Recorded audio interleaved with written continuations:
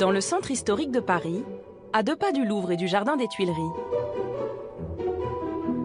presque invisible de la rue, un passage secret entre les immeubles. La Galerie Vivienne.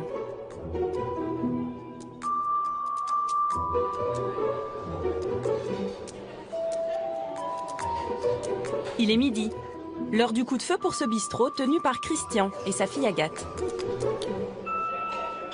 3 terrines à la 22 et une rillette. Il me manque une rillette. C'est le rush, hein. Ça peut être pire. Ça amène du monde, la galerie. On est comme aux Champs-Élysées. C'est surtout des habitués qui sont là. Ouais. Il n'y a pas beaucoup de touristes. Il y a beaucoup de bureaux, beaucoup de gens qui viennent travailler par là. Hop. Qui c'est toi qui encaisse? Oui, c'est moi qui encaisse. Et voilà. Merci beaucoup. La galerie, ça fait partie de moi. Ce bistrot, je l'ai connu depuis que je suis petite. On fêtait Noël avec ma grand-mère ici. Pour le moment, je ne me vois pas partir ailleurs. C'est comme à la maison. Ce restaurant populaire est tenu par la même famille depuis plus de 50 ans. À l'intérieur, tout est d'époque. Du Sky, du Formica, rien n'a changé depuis les années 60 quand la mère de Christian était aux manettes. Voilà ma mère qui est au comptoir. C'est l'empreinte familiale, c'est la mémoire. Il y a eu mes parents avec mon aide. Et maintenant, il y a ma fille Agathe qui est dans les starting blocks pour reprendre. 3 générations, c'est une belle performance. C'est assez rare. Christian avait 10 ans quand ses parents ont racheté cette affaire dans le passage. Je m'en lasse pas depuis que je suis gosse. C'était un peu mon terrain de jeu, quoi. Je me souviens, je faisais du patin à roulettes dans la galerie. C'était incomparable au niveau de la glisse par rapport au trottoir, par exemple. Bon, c'était interdit. J'avais la gardienne qui me guettait. Mais enfin bon, elle n'était pas si méchante. À l'époque, je regardais pas vraiment le décor. Vous savez, les gosses. Bon, c'est vrai que maintenant, je lève un peu la tête. C'est vrai que cette galerie, elle est belle. Je me sens privilégié d'être là, quoi. La Galerie Vivienne est l'un des 17 passages couverts qui subsistent dans la capitale. Tous construits sur la rive droite de la Seine, dans les quartiers riches, ils ont connu leur âge d'or au XIXe siècle. À l'époque, Paris est sale et boueux. Des architectes imaginent alors des rues coiffées d'une verrière pour permettre à la bourgeoisie de faire ses emplettes à l'abri du froid et de la pluie. C'est l'ancêtre de la galerie commerciale, une révolution. 2 siècles après leur construction, les passages, aujourd'hui inscrits monuments historiques, continuent de faire rêver. Comme ces futurs mariés, venus tout spécialement de Lille. En fait, on voulait un passage couvert. On trouvait ça vraiment le charme de Paris, tout ça, et c'est un peu magique. Voilà. Un peu plus loin, dans l'aile nord de la Galerie Vivienne, une campagne de restauration exceptionnelle est en cours. Du faux bois, du faux marbre, toutes les peintures décoratives sont entièrement refaites du sol au plafond. Morgane est artisan d'art, spécialiste du trompe-l'œil. Alors, je suis en train de réaliser un faux bois. C'est du chêne moyen. Alors là, c'est l'ébauche. Le bois, ça se fait en 2 étapes. Il y a un ébauche, on peut appeler ça une sous-couche. Après, je vais dessiner la ronce. Un travail minutieux qui va durer 3 mois pour redécorer l'ensemble de la galerie. C'est de la technique à l'enlever. C'est une gomme qui est coupée en biseau, tout simplement. Et avec ça, ça va me permettre de retirer la teinte, ce qui va dessiner la ronce du chêne. En fait, le bois, c'est comme une écriture, hein. Une fois qu'on sait écrire d'une telle manière, le bois, c'est pareil. Et ma collègue est en train de faire un bois de fil pour donner juste le veinage du bois. Un chantier de plus de 800 000 €, supervisé par l'équipe de François Jeannot, architecte en chef des monuments historiques. Cet après-midi, ils doivent valider les derniers essais de couleurs sur les corniches. On est encore un peu trop brun, quoi. Il faudrait qu'on soit un petit peu plus rouge. Un peu dans l'esprit de ce qu'on avait vu donc dans le sol, là, hein. Notre démarche est une démarche archéologique. Donc on travaille sur les matériaux qui ont été mises en œuvre à la création de cette galerie. Voilà, on a différents sondages. Vous voyez, l'épaisseur, là, on a presque 3 mm, hein, avec 20 couches de couleur. 20 couches. Donc effectivement, il y a un choix à faire. On a pris le parti de revenir aux teintes d'origine. Voilà. Donc la teinte d'origine, c'est celle qui est la première, hein, celle qui va être la plus profonde. Donc, pour la corniche, c'est brun-rouge. On a cette teinte qu'il faut qu'on arrive à trouver. Puis le reste, les pilastres, c'est ce faux marbre un peu orangé, enfin couleur pierre, quoi, hein, qui a été révélé par les sondages. Pour le socle, là aussi, on est parti pour celui qui est un petit peu maladroit par rapport à celui-là qui est tellement bien fait qu'on dirait vraiment de la pierre. C'est curieux à dire, mais les galeries commerçantes, il y avait quand même une rapidité dans l'exécution, hein. Donc on a une certaine maladresse dans l'exécution. Et on voudrait retrouver dans ce qu'on fait aujourd'hui la maladresse qu'il y avait à l'origine. C'est l'esprit de ces galeries, donc voilà, c'est du clinquant en quelque sorte, hein. Une architecture conçue à l'époque comme un écrin pour les boutiques. Aujourd'hui encore, une trentaine de magasins profitent de ce décor. Mais pas seulement. Certains ont le privilège d'habiter dans la galerie comme Sandrine, créatrice de mode. Au numéro 13, dans l'immeuble même où résida jadis un personnage haut en couleur. Alors ici, c'est un petit moment d'histoire, une anecdote au niveau de ce passage et cette galerie. C'est là où demeurait Vidocq quand il travaillait pour l'empereur. Eugène François Vidocq, un ancien bagnard, curieusement devenu chef d'une brigade de police de Paris. Parallèlement, il continua d'entretenir des relations troubles avec la pègre. Un homme au double visage, une vie rocambolesque, qui inspira plus tard nombre de romans, de films et de séries télé.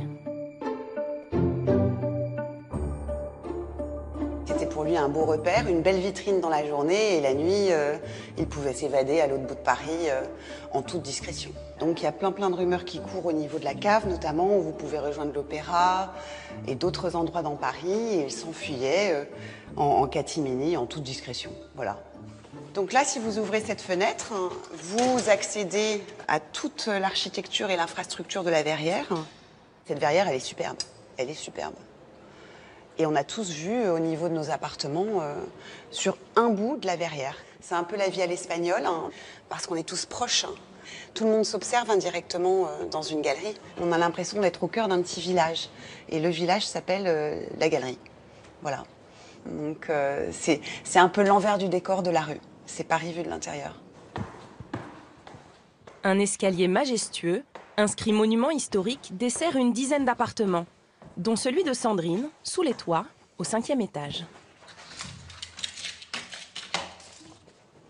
Alors là, on est dans le salon, on rentre en fait dans le salon, qui se positionne au-dessus de la cage d'escalier. C'est très agréable parce que c'est calme. Hein. Ah non, on a aménagé au fil des années, parce qu'on aime bien chiner, on aime bien l'ancien, on est fanat de livres, de musique, et voilà, donc on a essayé de donner une âme, hein, mais notre âme, pas celle de la galerie et cet appartement, et c'est bien normal. Les habitants sont tous locataires.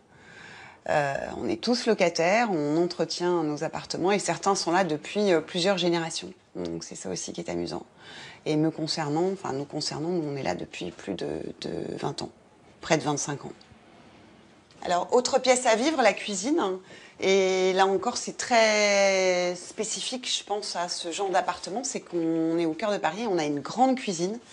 Volumineuse, qui est un régal, hein, et c'est pas donné à tout le monde d'avoir le piano de son grand-père dans une cuisine. Mais nous, on aime beaucoup cette idée d'avoir nos souvenirs qui nous suivent dans un lieu qui est autant chargé d'histoire. Mais c'est bien agréable, c'est bien agréable. Pour 120 mètres carrés, Sandrine paye un loyer d'environ 2 000 €. Alors ici, on arrive sur la partie supérieure de cet appartement qui est en duplex.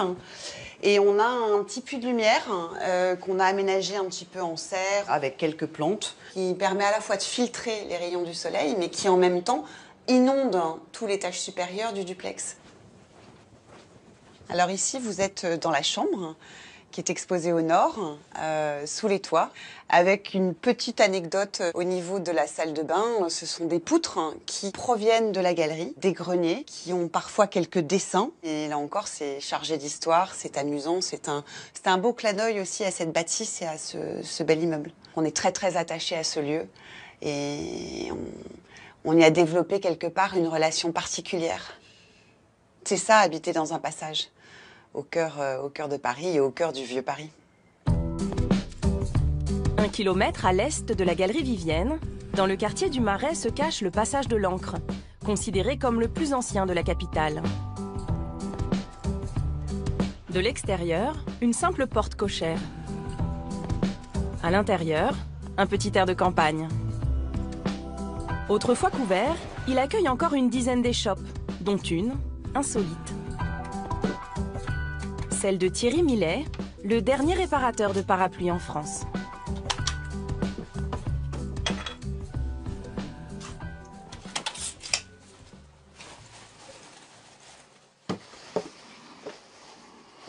Ce sont des parapluies pour des professionnels qui vous demandent de les réparer pour leurs clients. Voilà, ça c'est un beau parapluie. Regardez comme c'est beau ça. C'est très joli petit singe. C'est un souvenir. Le prix ne compte pas. C'est de trouver une solution. Il y a plein de choses à refaire, donc on va le démonter puis on va remettre ça d'aplomb. Dans le concept du parapluie, si on le fait réparer, c'est que d'une part, ça coûte moins cher que d'en racheter un neuf, donc sauf cas un peu exceptionnel. La seconde raison, c'est j'y tiens, c'est celui-là. Hein. La troisième raison, c'est un parapluie que vous avez acheté qui n'est pas de bonne qualité que vous jetez, c'est pas recyclé un parapluie, on fait un trou dans la terre, on le met dedans. Chaque année en France, on fait un trou et on met 15 millions de parapluies. C'est pas intéressant comme concept, donc autant de réparer. Par contre, il faut trouver les pièces, ça c'est plus dur.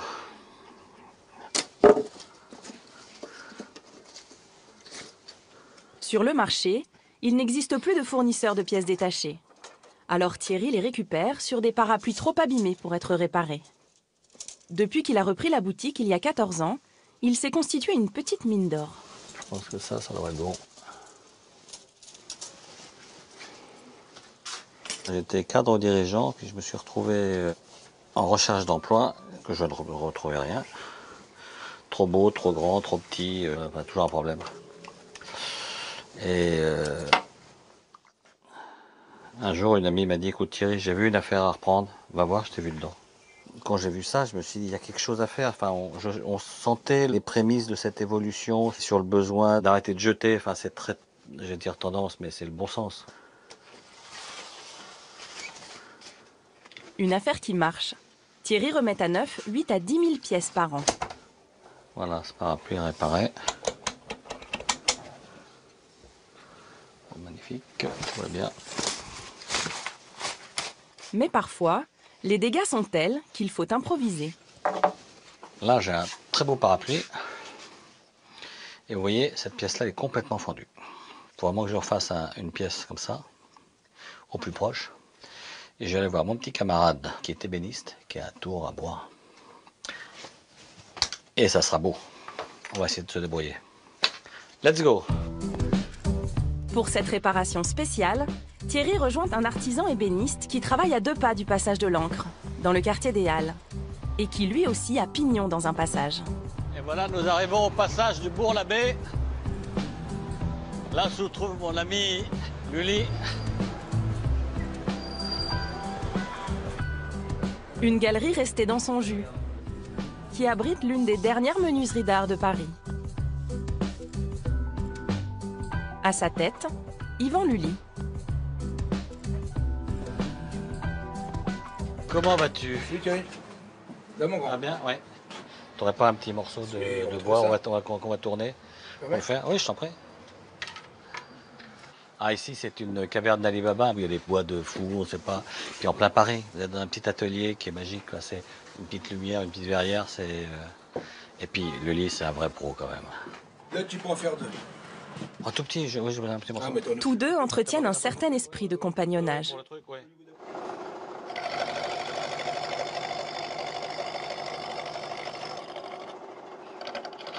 Thierry, c'est un copain, ici, il vient, il prend le sel, le poivre, il fait ce qu'il veut.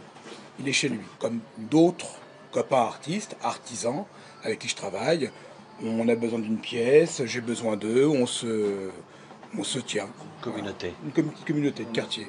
Luni me donne très gentiment un petit morceau de bois. Quand il a besoin de quelque chose, un coup de main, n'importe quoi, je viens porter un meuble, c'est trop lourd. Enfin, il y a une entraide entre les gens du passage et il y a une entraide entre les artisans des différents passages. Il y a des vrais liens. En plus de cultiver ce côté village, les passages couverts sont tournés vers la ville.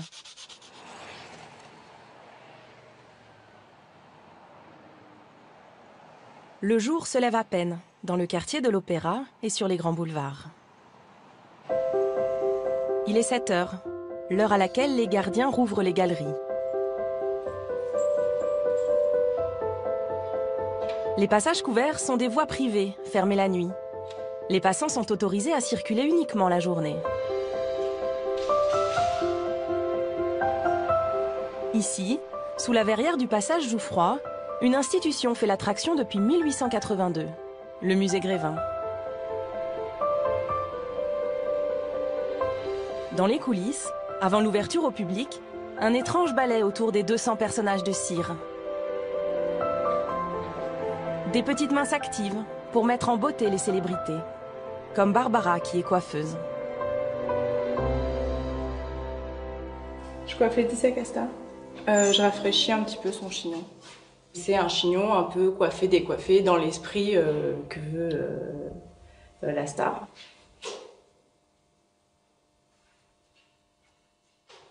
T'as fini, Barbara? Ouais, c'est bon. Clémence, elle, est costumière. En fait, on est un peu comme sur les podiums, les assistantes, elles remettent les robes. Bah, nous, c'est pareil. Comme les gens, ils sont proches, parfois ils bousculent un peu les choses. Et en fait, tous les matins, on remet en place les robes, les costumes, on boutonne ce qui a été déboutonné. Et on fait en sorte que ça soit joli, que ça ait pas l'air trop figé, en fait, qu'il y ait une sorte de vie dans le costume. Et puis, comme ça... ils ont l'air un peu vivants quand même, malgré tout, et on fait ça sur chaque personnage en fait. Enfin, nous, au costume, on fait ça. Une inspection poussée jusque dans les moindres détails. Donc là, en fait, il y a un accro parce que malgré le fait que les personnages ne bougent pas, les vêtements, ils vivent quand même un peu par le biais des visiteurs, en fait, parce qu'ils peuvent être au plus près des personnages et donc s'asseoir à côté, les enlacer, leur poser la main sur l'épaule. Donc forcément, à force, il y a un contact qui fait que les vêtements s'abîment malgré tout. Ce qu'ils portent, c'est leurs vraies affaires qu'ils nous ont données. Donc on fait attention parce que surtout à Aznavour, c'est du patrimoine. Donc nous, on fait en sorte que ces vêtements continuent à vivre correctement et soient beaux et donc n'aillent pas d'accros, n'aillent pas de taches, que tout soit parfait partout.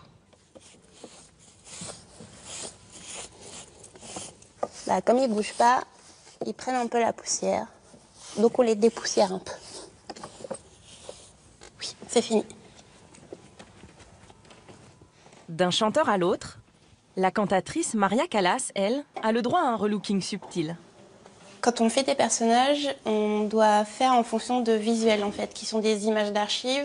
Et nous, au costume, on fait en sorte que les bijoux correspondent à ce qu'elle portait à l'époque. Donc en fait, là, j'avais des boucles d'oreilles qui étaient beaucoup trop grosses. Donc j'ai trouvé des boucles d'oreilles qui correspondent plus à l'image de la Callas et qui font que ça correspond à son personnage et que c'est plus joli esthétiquement, en fait.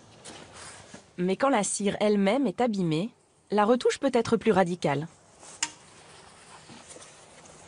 En fait, là, on change la tête parce que hier, il y a eu un petit accro et parfois, on a des doubles. Donc, Junio, ça fait partie des personnages où on a un double de tête, ce qui nous facilite les choses. Comme ça, s'il y a un accro, on a juste à changer la tête. Ou les mains. On a aussi des doubles de mains. En fait, ils sont en kit et on les assemble et on les désassemble. La réparation demandera plusieurs heures de travail et se fera sous les toits, dans les ateliers. La cire, c'est l'âme de Grévin. Il faut 6 mois pour fabriquer un personnage avec le même savoir-faire qu'au XIXe siècle. Le visage est entièrement modelé à la main par des artistes sculpteurs. les cheveux implantés un à un pour rendre l'illusion parfaite. Eric est chargé des raccords maquillage en cas d'accident, comme ce matin avec Gérard Jugnot.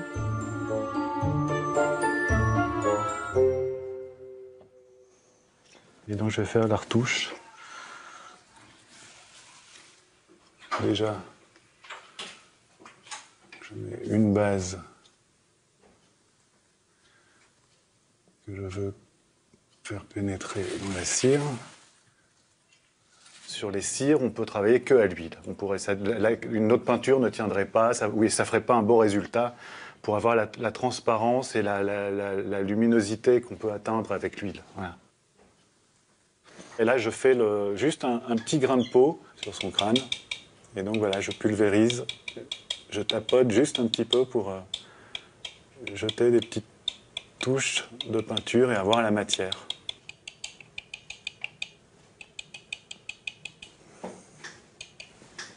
C'est important que les ateliers se trouvent vraiment au-dessus du musée parce que toutes les restaurations se font dans l'urgence le matin. Donc si en plus il fallait faire du transport, protéger, les emmener, les restaurer, c'est impossible. Donc que l'atelier soit au-dessus, c'est obligatoire tant que le musée doit ouvrir à 10 h. Sur le boulevard, plus que quelques minutes avant l'arrivée des premiers visiteurs. À l'intérieur, les ultimes ajustements.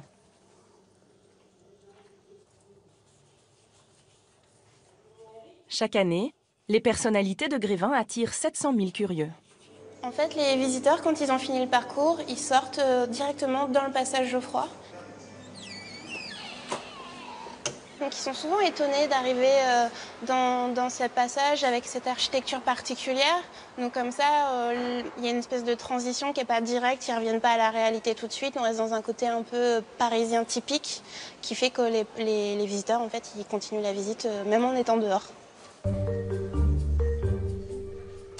Un peu plus loin, dans le passage Jouffroy, au milieu des touristes, un photographe amoureux de la capitale. Gilles Targa prépare un livre sur les lieux cachés de Paris qui fera la part belle au passage. C'est jamais pareil. D'une minute sur l'autre, c'est jamais pareil. Graphiquement, c'est passionnant et c'est quand même quelque chose qui épate le monde entier. Ces passages couverts, c'est assez unique. Ce sont des lieux qui sont intemporels. Et on est dans un ressenti parisien qui est proche de ce qu'on peut lire dans Balzac ou dans Zola, qui renvoie à l'histoire de Paris, l'histoire de la littérature, l'histoire en général. C'est l'âme de Paris. Ce matin, il cherche des points de vue étonnants. Il a eu l'envie de découvrir le seul hôtel construit au cœur d'une galerie. L'hôtel Chopin, tenu par Marie-Lise. Bonjour, madame. Monsieur. L'hôtel donc est ouvert depuis 170 ans. C'est l'un des plus vieux hôtels de Paris, puisqu'il date de 1846, avant le développement des voies de chemin de fer. Il n'y a pas de serrure à la porte de l'hôtel. Il est ouvert 24 heures sur 24, 7 jours sur 7, depuis 1846. Il y a la chambre 310. D'accord. Ok, super, 310. Bon, je vous emmène. On y va. Donc, je vais vous montrer une chambre qui donne sur les toits, qui est juste au-dessus de la verrière. Hop, allez-y. Entrée. 2 étoiles. Il y en a plus beaucoup des 2 étoiles hôtel un petit peu de charme, à 2 pas de l'opéra, qui ont du cachet et une histoire. Alors, voilà la vue sur les toits. Hop.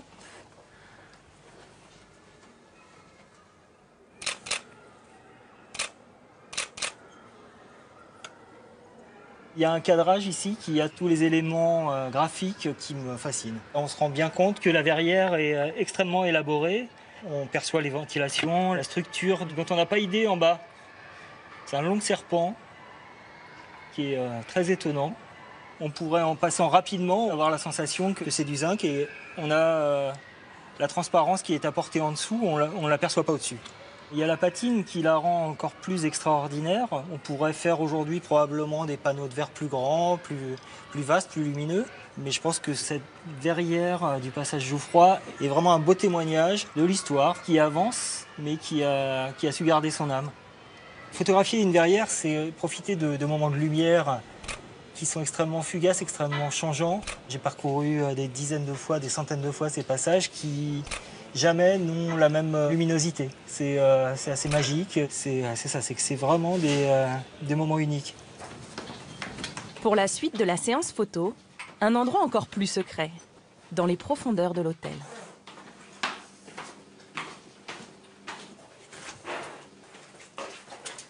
Alors on est au deuxième sous-sol. Ah, on est en plein dans les mystères. Donc on se situe sous la réception exactement. Et là, on entre dans le passage souterrain qui est sous le passage Jouffroy. Chaque porte correspondant à la cave de chaque commerce. Chaque porte est un commerce. Voilà, exactement. En fait, c'est l'ancienne voie moyenâgeuse qui était pavée. Ah oui, il y a les pavés, il y a le caniveau et les pavés. Voilà, sur laquelle ils ont construit le passage Jouffroy. On a vraiment l'impression de marcher sur les traces des Parisiens du Moyen-Âge. Alors, il y a quelque chose qui est assez rigolo, c'est que le passage était chauffé à l'époque, dès son ouverture. Donc en fait, il y avait ici des gros conduits métalliques qui passaient et qui soufflaient de l'air chaud à travers les grilles. Et qui chauffaient le passage. Ça permettait aux clients aisés de faire du shopping au chaud. C'est tout à fait étonnant et je me suis toujours interrogé sur qu'est-ce qu'il y avait sous ces grilles. Aujourd'hui, je suis comblé, je l'ai vu. Je regarde passer les gens. C'est vrai que c'est assez insolite comme endroit. On se sent un peu comme une petite souris de pouvoir regarder les gens passer au-dessus de nous. Toute indiscrétion. Voilà.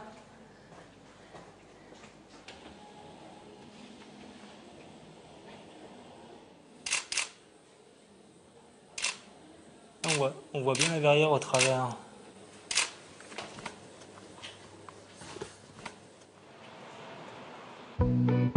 À l'air libre, dans le prolongement du passage Jouffroy, de l'autre côté du boulevard Montmartre, le passage des Panoramas.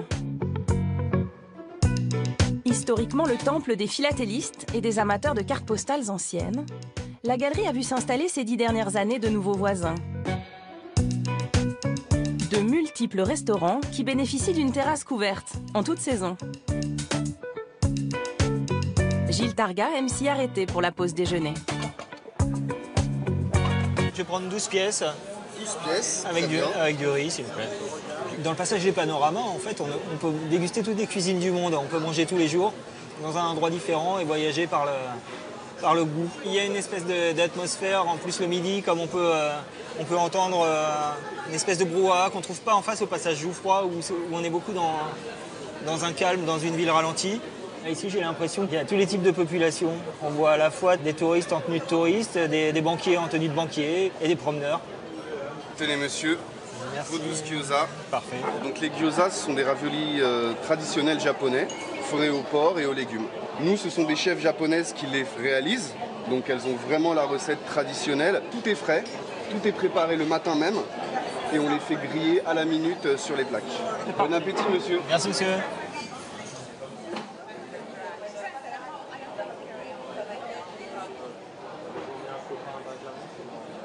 La viande est très bonne, très bien épicée, c'est excellent. J'avais jamais goûté les gyoza. Voilà, c'est les heureux hasards du passage où on s'arrête, où on essaye quelque chose, on découvre et on est ravis. À l'écart des restaurants, une galerie adjacente. C'est là que se cache l'entrée des artistes d'un des plus grands et des plus vieux théâtres de Paris. Charlotte, Éric et Alexandre sont comédiens. Depuis une semaine, ils sont à l'affiche d'Eureka, une toute nouvelle pièce de boulevard au Théâtre des Variétés. Il y a une chose très agréable, c'est qu'on est protégé. Et on a ce sentiment, en rentrant ici, qu'on est un peu protégé du monde extérieur.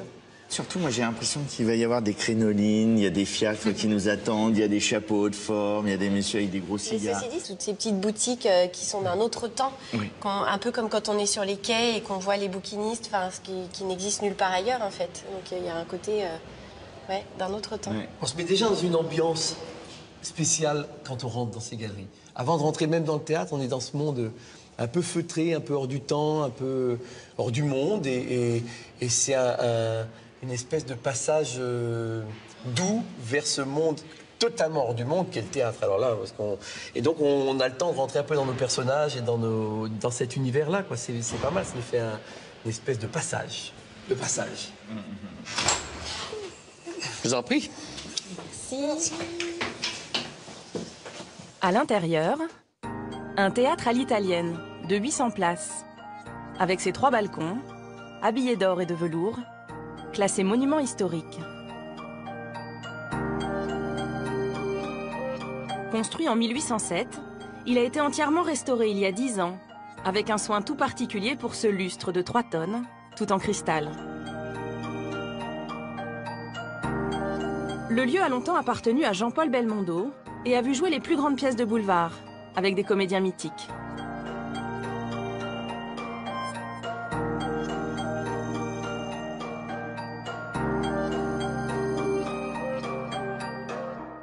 Je t'en lâche dans les petits. Mets les pas dedans. Bah moi j'ai le droit à Fernandel, donc voilà, c'est un immense artiste, c'est surtout un homme de music hall incroyable, qui avait une présence hallucinante. Et puis effectivement, quand on voit son nom, Pell Fernandel, ça fait quelque chose, quoi. C'est un peu la première fois que ça m'arrive, j'espère que ce sera pas la dernière. Sur scène, moins d'1 heure avant le début du spectacle, c'est le branle-bas de combat. Sous la direction de Ricardo, le régisseur du théâtre, le décor de l'après-midi doit laisser place à celui du soir. Allez, on va sortir le décor là. On installe le 19h. Voilà. On fait attention quand même de ne pas tout casser. On a en gros 40 minutes, 40-45 minutes pour tout changer. Tout est marqué, chaque chose à sa place. Et tout est marqué par terre, il y a des repères. Parce que la lumière, elle a été réglée par rapport à ça. Alors on met tout en place à chaque fois qu'on fait la mise, quoi.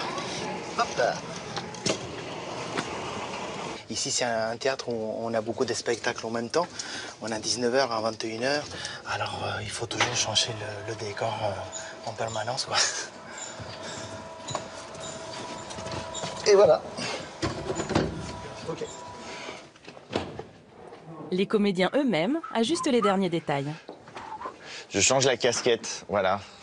C'est-à-dire qu'en fait, quand tu prends ça par précipitation, à chaque fois la casquette tombe. Donc là, je la mets là. Hop. Et regardez, c'est sublime. C'est entre la Scala de Milan et le bistrot romain. C'est très marrant quand les amis, la famille viennent vous voir.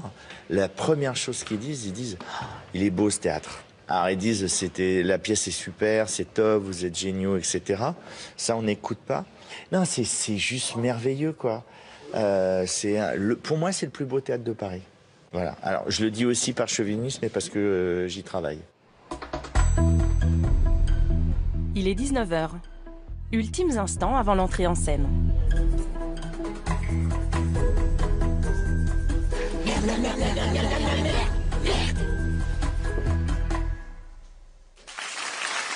Chaque soir, la troupe perpétue la tradition du théâtre de boulevard qui faisait courir le tout Paris au XIXe siècle.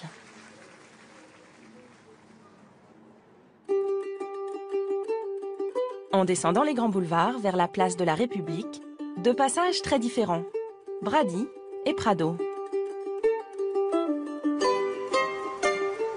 Depuis les années 70, le passage Brady attire beaucoup de touristes pour son côté exotique.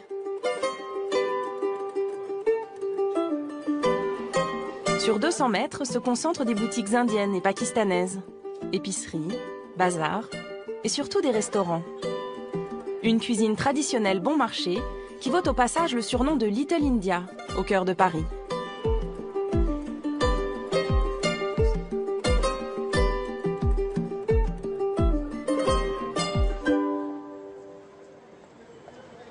Deux rues plus loin, le passage du Prado est beaucoup moins connu. Il abrite essentiellement des salons de coiffure africains, une vingtaine collés les uns aux autres. Les clients viennent de toute l'Île-de-France, notamment les femmes, pour se faire poser des extensions, selon un savoir-faire unique que maîtrise Evelyne. Là, je fais des nattes pour poser un tissage. Un rajout, comme on dit en général. C'est pour avoir des longs cheveux.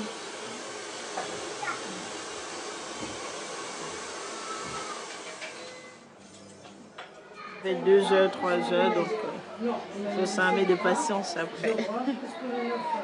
Elle a des doigts de fée. Elle coiffe bien, très bien. Donc c'est pourquoi je reviens tout le temps. Avant, j'avais des nattes. Des nattes africaines, ce qu'on appelle généralement les rastas. Donc voilà, je change tout le temps. Donc c'est dans mon budget pour les fins du mois.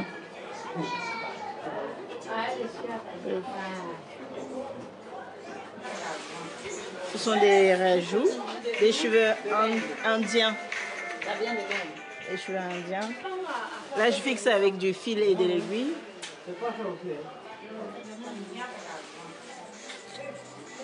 C'est comme de la couture. Il faut que ce soit serré fort par rapport au brushing, au shampoing, que ça ne tombe pas au fait. Ça fait pas mal, hein, du tout. C'est juste question de changer de coupe. Et puis, avec l'arrivée de la fraîcheur, l'automne, hein, il fait un petit peu plus frais. Donc, du coup, avec des cheveux un petit peu plus longs, ça nous réchauffe. Et ça protège aussi nos vrais cheveux.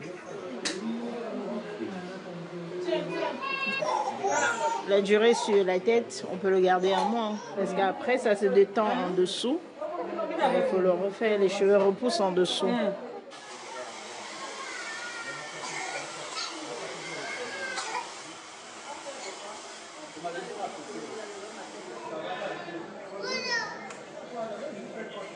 Deux heures plus tard, changement de look.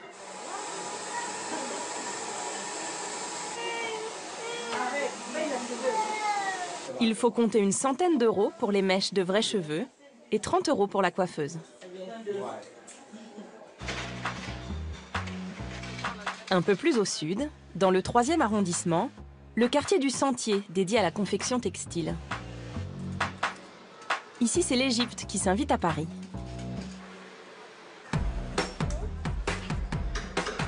Depuis quelques mois, le passage du Caire est plongé dans le noir. La verrière a disparu.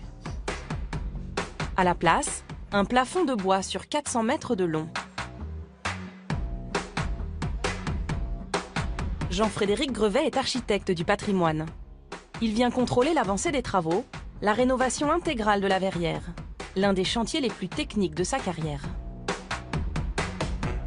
Bonjour messieurs. Vous posez les plaques là aujourd'hui? Vous en avez fait combien là pour aujourd'hui? Une dizaine? La verrière ici était dans un état absolument catastrophique. Les verres étaient cassés, donc l'eau s'infiltrait bien sûr. Et puis la structure elle-même, toutes les pièces métalliques étaient complètement rongées par la rouille. Et donc il y avait vraiment urgence à intervenir ici. La verrière a été vraiment restaurée à l'identique dans sa forme générale, c'est-à-dire la pente de toit, la hauteur du toit. Cette pièce-là était à cet endroit-là exactement auparavant. Par contre, la manière dont on a assemblé les pièces entre elles, là, c'est un petit peu différent. La grosse poutre, qu'on appelle une sablière en termes de charpente, eh bien, traditionnellement, elle repose sur le mur. Sauf qu'ici, les murs, ils sont construits en maçonnerie. Dedans, il y a des pièces de bois et avec le temps, ça s'est vraiment déformé. Donc, pour éviter de faire reposer trop de charge sur cet arc, finalement assez fin, eh bien, on a détaché très légèrement cette poutre et on l'a appuyée sur des zones précises, très solides. Ça fait en fait comme s'il y avait un poteau en dessous. Cette poutre, elle va enjamber l'arc sans reposer dessus, tout en gardant la physionomie ancienne. Chaque panneau de verre pèse 20 kg. Autrefois collés avec du mastic sur la structure métallique, ils sont aujourd'hui clipsés. L'innovation technologique ne s'arrête pas là. La matière du verre elle-même a été repensée. Ce verre est un verre très intéressant parce qu'au début du XXe siècle, on mettait ce qu'on appelle un verre cathédrale, c'est-à-dire un verre un petit peu irrégulier dans sa texture, avec une maille métallique à l'intérieur. Ce verre est interdit et il a fallu trouver un autre verre qui résiste à ces déformations. Donc on met ce qu'on appelle un verre sécurite, c'est-à-dire c'est le même verre qu'on a pour nos pare-brises de voiture. Ce sont 2 plaques de verre qui sont collées entre elles. C'est très résistant. Par contre, ce qu'il y a en plus ici, c'est qu'on n'a pas choisi un verre justement comme les pare-brises de voiture, on a choisi un verre qui est ce qu'on appelle flouté. C'est-à-dire que si je mets ma main par-dessus, vous voyez bien ma main en transparence. Et puis plus je vais m'éloigner, plus ma main va devenir floue. Et en fait, quand on est en dessous, on voit comme un espèce de brouillard. C'est l'effet que produisait auparavant le verre cathédrale qui créait ce flou artificiel. Le chantier va durer 2 ans. Coût total, 3 millions d'euros. Payé pour l'essentiel par les copropriétaires du passage, avec une subvention de la mairie de Paris. Là, on voit la moitié de la longueur principale déjà faite. La suivante ne va pas tarder. Restaurer un passage couvert, c'est aussi très important pour le dynamisme économique. Parce qu'avant les travaux, le passage était sombre, en mauvais état, il pleuvait dedans. Aujourd'hui, déjà, maintenant qu'une partie est découverte, eh bien, les gens ont récupéré un éclairage avec de la lumière naturelle, donc déjà plus un sens de la vie, hein, du mouvement. Voyant du neuf, les gens vont revenir plus facilement. Ça redonne de la vie à ces cœurs d'îlots qui étaient souvent un petit peu à l'abandon, un peu tristounets. Si tu n'étais pas là, comment pourrais-je vivre? Près des Halles, le passage du Grand Cerf était quasiment déserté dans les années 90 et a bien failli disparaître. Entièrement rénové, il est aujourd'hui devenu chic et branché. Les projets que je fais, presque sans trêve. Même un soir sans te voir, je me frissonne. Tu reviens et soudain, plus de tristesse, car tu sais dépasser d'une caresse. J'aime bien ce passage en fait et je leur ai dit, comme il y a un peu de vent et que le vent du coup c'est un peu bruyant pour de la cappella, j'ai dit bah, si on allait dans le passage avec la réverb ça peut être sympa et voilà, on s'est mis là. C'est drôle. Pour se démarquer des autres, le passage du Grand Cerf a trouvé son style, attiré des boutiques tendance, comme celle d'Adrien, un opticien spécialisé dans le vintage. Bonjour. Bonjour, qu'est-ce qui vous amène? J'aurais besoin de faire resserrer les lunettes. Oui, bien sûr, il n'y a pas de problème.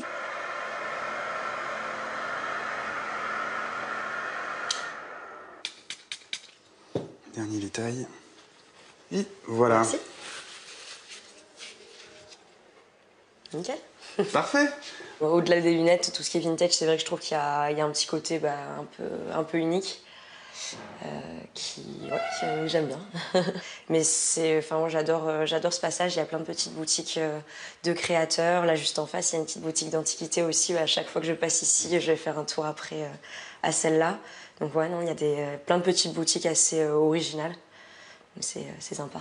Merci beaucoup. Merci à vous. À la prochaine. Bonne journée, à la prochaine, au revoir. En général, ce qui plaît le plus, c'est justement le concept, que ça soit complètement original, que ça change en fait énormément. Le truc, c'est qu'on va peut-être avoir moins de montures d'un point de vue numérique ici, mais d'un point de vue choix, ça va être beaucoup plus important en fait qu'un magasin classique, parce qu'on retrace un siècle de lunettes. Et donc au final, on va avoir beaucoup plus de choix à ce niveau-là, en termes d'originalité. Là, par exemple, on a le début du siècle juste ici, où là, on va retrouver en fait, des modèles donc, type lunettes fil de fer que portaient autant Robespierre que Gandhi, que le capitaine Dreyfus, par exemple. Donc des montures très souples, avec des branches crochets, notamment. Chose qui n'existe plus du tout aujourd'hui, en fait. Par exemple, si on continue un petit peu dans le côté historique, on va pouvoir trouver aussi quelques pince-nez. L'exact même modèle que le président des États-Unis, Theodore Roosevelt. Donc, ça se portait comme ceci. Oui, oncle Picsou, quoi. Oncle Picsou, c'est exactement pareil. Ce qui est assez sympa, c'est que d'un tiroir à l'autre, en fait, on change complètement d'époque. C'est-à-dire que là, on va partir sur une monture qui date des années 70, où là, pour le coup, il y avait quelque chose qui était très étonnant parce qu'elle se déroule entièrement, en fait. Voilà. Et ensuite, hop, elle se renroule sur elle-même. C'est pas le genre de modèle qu'on trouve très souvent, et c'est assez sympa, et surtout à montrer, et les gens apprécient aussi beaucoup ce genre de choses. Après, on va se retrouver sur des modèles beaucoup plus iconiques, où là, pour le coup, on va avoir complètement un style Marilyn Monroe qui est purement américaine, avec les finitions qui sont... Tout ce qui manque là-dessus, c'est une Cadillac, quoi, en fait, avec, par exemple. Tout ça, ce sont des modèles qui n'ont jamais été portés. C'est le propriétaire du magasin qui a beaucoup voyagé en Europe et aux États-Unis pour remettre la main sur des stocks endormis. On a été déjà contacté pour avoir la chance d'équiper en fait Lambert Wilson et Audrey Tautou dans le film L'Odyssée, qui est un biopic sur la vie de Commandant Cousteau, et Nathalie Portman pour son prochain biopic sur la vie de Jackie Kennedy, donc qui portera aussi une de mes montures. Voilà, donc avec un peu de fierté quand même. C'est le bouche à oreille en fait qui fonctionne le plus. C'est le bouche à oreille parce que comme on n'a pas pignon sur rue, forcément on est nettement moins visible. Après, il y a certains guides aussi qui conseillent les passages à visiter dans Paris, en fait. Ça va être principalement ça aussi. On a pas mal de touristes, au final. Le passage reste moins fréquenté que les rues du quartier. Du coup, les loyers des boutiques sont plus bas, presque 2 fois moins chers. Ceux qui font le pari de s'installer ici misent sur le cadre. Exceptionnel. La verrière est à 12 mètres au-dessus du sol. C'est la plus haute de toutes les galeries de Paris. Yann, le président de l'association des commerçants du passage, est l'un des rares à avoir le droit d'y accéder par un escalier dérobé. Alors, pour la petite anecdote, ici a été tournée une séquence du film Zazie dans le métro. Lors de la course-poursuite entre la petite fille et le monsieur, c'est ici que ça s'est passé. Voilà. Alors là, on est au niveau de la verrière, donc c'est vraiment le toit du passage. Et puis, là, il y a une petite surprise. On est vraiment sur le haut du passage avec une vue en contre-plongée et toute la structure métallique qui rappelle un peu la période Eiffel et Art déco du début du siècle. Ici, toutes les petites fenêtres, en fait, c'est partie c'est les logements sociaux de la ville de Paris. Donc c'est une partie HLM. Voilà, donc j'habite dans un endroit magnifique. En tout, 19 logements, du studio aux 4 pièces, allant de 300 à 600 €. Des appartements à loyer modéré qui contrastent avec les boutiques haut de gamme du passage, comme celle de Yann, qui est arrivé il y a 5 ans pour créer des accessoires et des vêtements en drap de laine entièrement sur mesure. Là, la laine, elle est complètement imperméable, hein, comme je vous disais. C'est une laine qui va se patiner en plus dans le temps, comme un joli cuir. Ok. Poche intérieure, 1 ou 2. Et je pense que peut-être pas. Soit on fait le truc, on fait la pièce toute neutre. Ouais, je pense qu'on va faire tout neutre. Je pense que ce neutre. sera plus équilibré, c'est plus joli. On va laisser tout simple. Je suis originaire de Nantes. On a un passage comme ça qui est un peu similaire, qui s'appelle le passage Pomeray à Nantes, qui est sur 3 niveaux. Mais là, celui-ci, il a en cela d'impressionnant. C'est la hauteur, c'est la luminosité. Et en arrivant dans le passage, j'ai vu que le local était cédé. Et donc, il y avait une grande surface qui me permettait de réaliser en fait le projet que j'avais en arrivant sur Paris. Et du coup, ça s'est fait comme ça. Le hasard de la vie. Une affaire de famille. Sous la boutique, sa compagne Maxine réalise la collection femmes. Bon, alors voilà, là vous êtes dans la cave. La cave, en fait, qui est l'atelier de Maxime, en partie. En fait, je suis styliste créatrice. Ça veut dire que je dessine les modèles et je fais tout de A à Z, en fait. Là, je suis en plein cours de production. Dans le passage, il y a beaucoup de créateurs, c'est beaucoup de boutiques en fait d'artisans hein, qui vendent leurs propres produits. Donc on s'inscrit tous dans une même démarche. Du coup, on fait des super rencontres et c'est moins solitaire que ce qu'on pourrait penser d'être. Voilà, on n'est pas seul dans sa boutique, mais on est assez proche de ses voisins et du coup, on est tous un peu dans la même aventure. Donc on se comprend.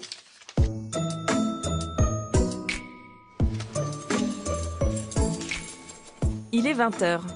Le va-et-vient des clients se termine. Ne reste que les commerçants. Après avoir fermé boutique, ils retrouvent le passage rien que pour eux.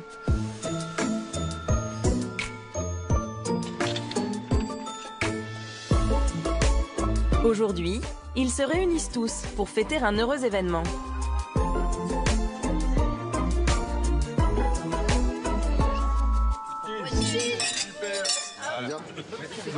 La naissance d'Eliott, la fille de Maxine et Yann, La dernière arrivée dans le passage. Comme une petite famille en fait. Une grande famille. Grande famille. Grande ouais. famille. Ça s'agrandit.